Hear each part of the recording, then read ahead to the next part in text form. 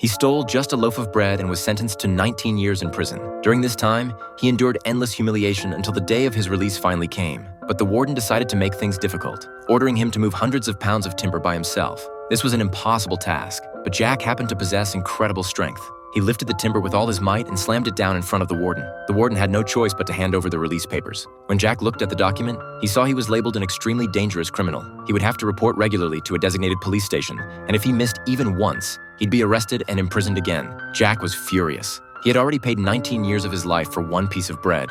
Wasn't that enough? But in the warden's eyes, he would always be a criminal. With no other choice, Jack could only leave. But escaping prison just meant entering another cage. He wandered everywhere, searching for work. But no one would hire a dangerous criminal. Cold and starving, Jack found himself in a cemetery. He had just found a corner to sleep in when an old man suddenly appeared. This wasn't a cemetery at all. It was a church. The kind priest brought him inside, gave him food and clothing and a warm bed to sleep in. But Jack had suffered too much in this cruel world to believe anyone could be truly kind. Under cover of darkness, he stole all the silverware and hurried away. But he hadn't gotten far when the local police caught him. Jack knew he couldn't escape this disaster. But what he didn't expect was the priest telling the police that he had given Jack all the silver willingly. The priest even turned and fetched a pair of the most expensive candlesticks, saying Jack had left in such a hurry that he'd forgotten these two items. The police had no choice but to let Jack go.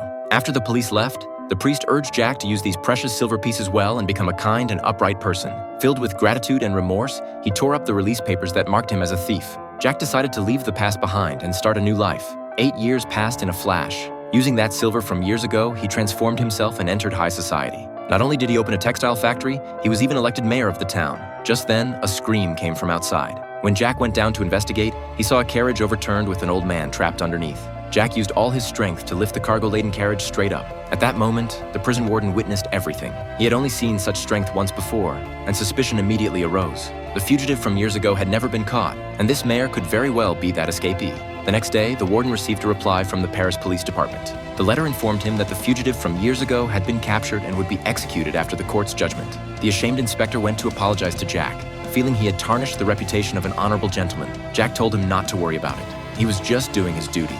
After the inspector left, Jack faced a dilemma. On one hand, since someone was already taking his place, this was his chance for a new life. On the other hand, that innocent man would suffer torture just because he looked like him. If Jack turned himself in, everything he had would disappear. But if he stayed silent, he would live in self-reproach forever. In his despair, he saw the candlesticks the priest had given him. In his darkest hour, the priest had given him hope. And now, he would pass that hope to the innocent man. Jack rushed to the courthouse and told everyone he was the real fugitive. The vagrant before them was just a scapegoat. In the end, Jack courageously confessed everything for the justice in his heart. This brilliant film is called Les Miserables.